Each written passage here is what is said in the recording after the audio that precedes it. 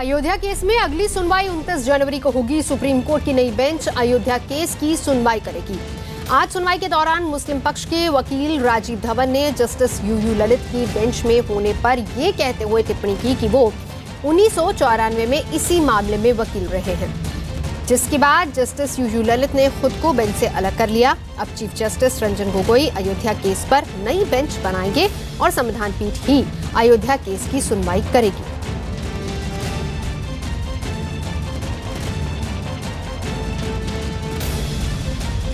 क्या आपत्तियां रही हैं? देखिए, मुस्लिम पार्टीज चाह रही हैं कि वो मैटर जो है वो अपने हिसाब से जो भी हो, उन्होंने ऑब्जेक्शन किया है बेंच के कॉम्पोजिशन के लिए जिसमें मैटर एडजेंट। लेकिन आज सुनवाई के दौरान राजीव धवन ने यह भी कहा था कि उन्होंने सीधे तौर पर नहीं कहा कि यूयू ललित हटे। सीधे तौर पर नहीं कहा, पर उन्होंने वो पॉइंट आउट किया जिसमें जस्टिस ललित ने कहा कि मैं इस मामले को फर्दर नहीं सुनूंगा।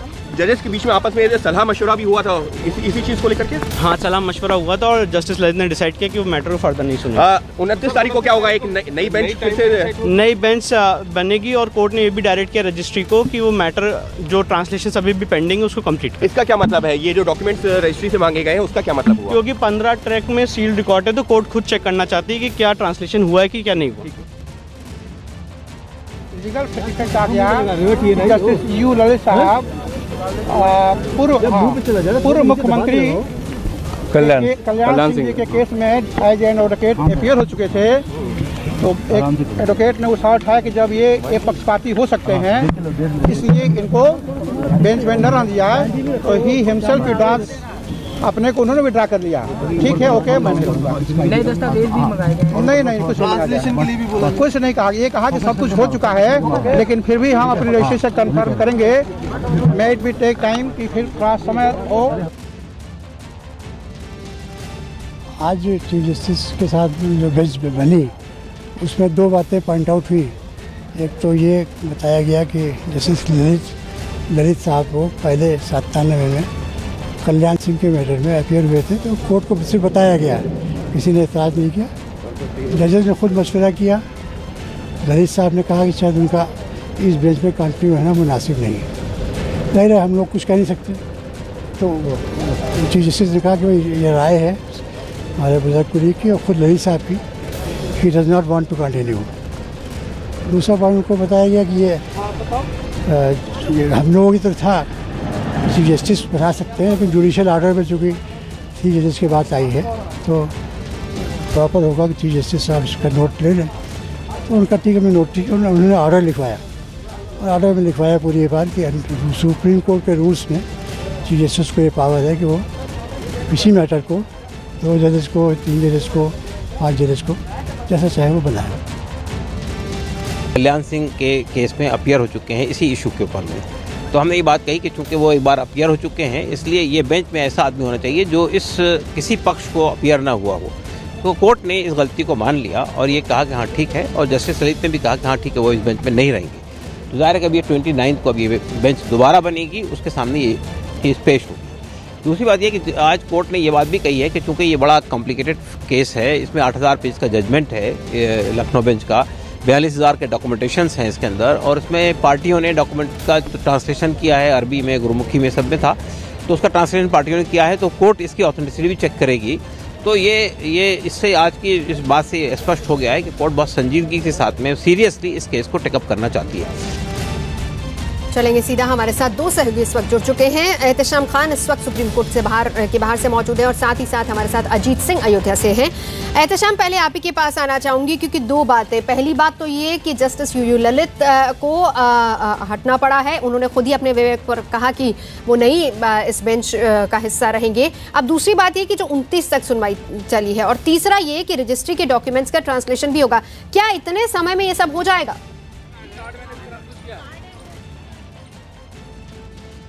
देखिए, ये जो बेंच कॉन्स्टिट्यूट होना है ये कोई बड़ी बात नहीं है। ये तो 2 दिन पहले भी बेंच कॉन्स्टिट्यूट हो जाएगा, तो वो कोई बड़ी बात नहीं है। और 29 तारीख को अगली डेट लगा दी गई है तो वो हो जाएगा। लेकिन अगली जो बात थोड़ी सी उलझ सकती है वो ये है कि जो ट्रांसलेशन का मामला है, जो ट्रांसलेशन होना था, पिछला आदेश जो मुझे याद आ रहा है उसमें कहा था, उस वक्त जस्टिस दीपक मिश्रा उस बेंच की अगुवाई कर रहे थे, उन्होंने ये कहा था कि हर पार्टीज अपने अपने ट्रांसलेशन कोर्ट में जमा कर दें। तो अब ये सवाल ज़रूर उठ सकता है भविष्य में कि जो ट्रांसलेशन हुआ है, चूँकि खुद पार्टीज़ ने जमा किया है, कि वो जो ट्रांसलेशन होता है उसके कुछ एक सिलेक्टेड पैनल होते हैं, उनको ट्रांसलेशन करना होता है और फिर उसमें भी सवाल उठाए जा सकते हैं कि ये ट्रांसलेशन कितना सही है, उसको क्रॉस चेक करने का सवाल उठाया जा सकता है। तो ये सारी चीज़ें आगे जो आने वाले दिन होंगे, जो सुनवाई होगी, उसमें ये उलझ सकता है। लेकिन अभी उस पर ज़्यादा कुछ कहना थोड़ा सा प्रिलिमिनरी होगा।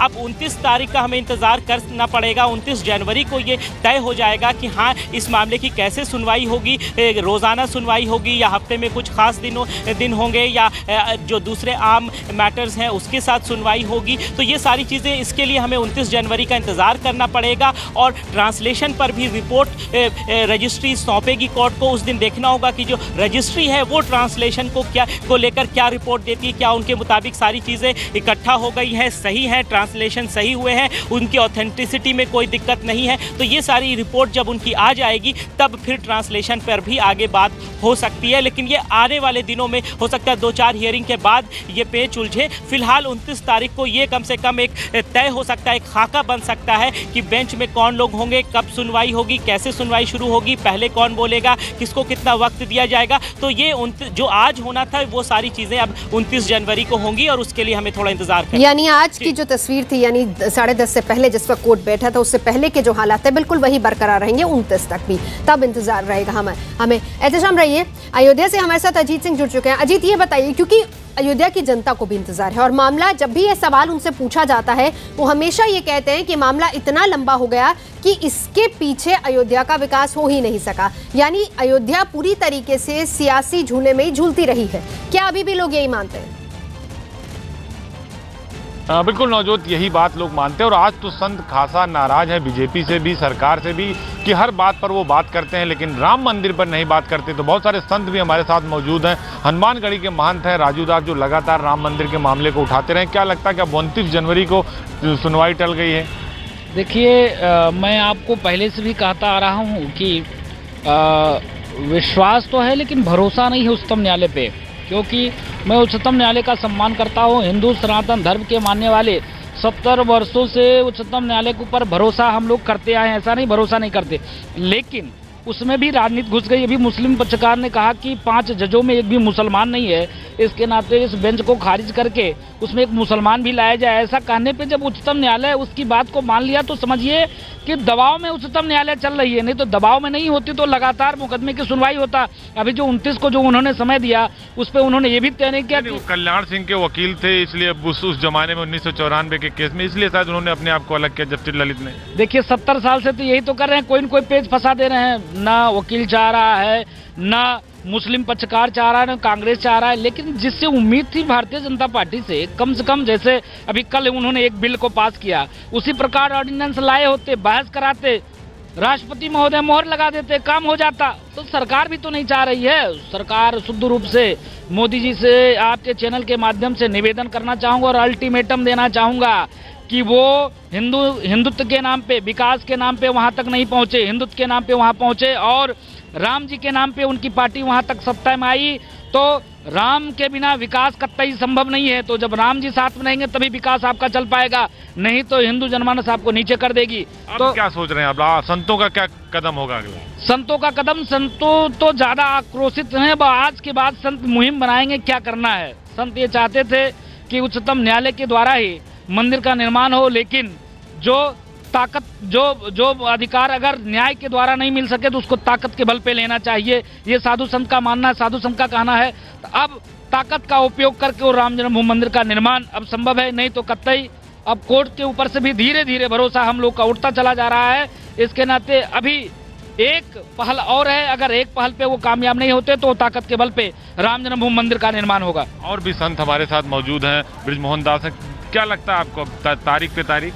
देखिए, ये जो तारीख पे तारीख हो रही है, इससे अयोध्या के संत समाज का सब्र का बांध टूटता जा रहा है। संत समाज ही नहीं, 100 करोड़ हिंदुओं की आस्था टूटता जा रहा है, क्योंकि इस न्यायालय को समझना चाहिए, हिंदुओं की आस्था का, भावनाओं का सम्मान करना चाहिए। लगातार आप तारीख दे रहे हैं, पहले 29 अक्टूबर, फिर 4 जनवरी, फिर 10 जनवरी, फिर 29 तारीख। कब तक आप तारीख देंगे? कब तक इस तरह हिंदू समाज को आप गुमराह करेंगे? जब हाई कोर्ट के जजों ने एक बात से इस बात को स्वीकारा कि श्री रामलला जहाँ विराजमान है वही स्थान उनकी जन्मभूमि है, ये सिद्ध हो गया उत्खनन द्वारा, सर्वेक्षण द्वारा, सारे चीज़ों से जब सिद्ध हो गया कि राम का मंदिर है, तो मेरा तो सुप्रीम कोर्ट से निवेदन है कि आप इस तरह का टाल मटोल ना करिए, क्योंकि अगर आप इस तरह टाल मटोल करेंगे तो आप नहीं चाहते हैं कि भारत में शांति व्यवस्था कायम रहे। मेरा निवेदन है कि आप लोग जो भी बेंच बनाइए, बैठकर लगातार सुनवाई करिए और जल्द से जल्द फैसला करिए, क्योंकि अब हिंदू समाज कतई नहीं बर्दाश्त करेगा कि रामलला टेंट में रहे।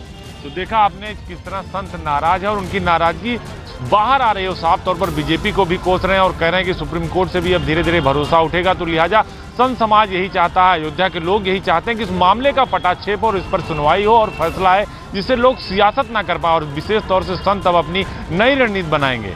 नवजोत। बिल्कुल अजीत, लेकिन विडंबना यही है कि इस मामले को लेकर अभी तक अगर कुछ हुआ है तो वो सिर्फ और सिर्फ सियासत हुई है।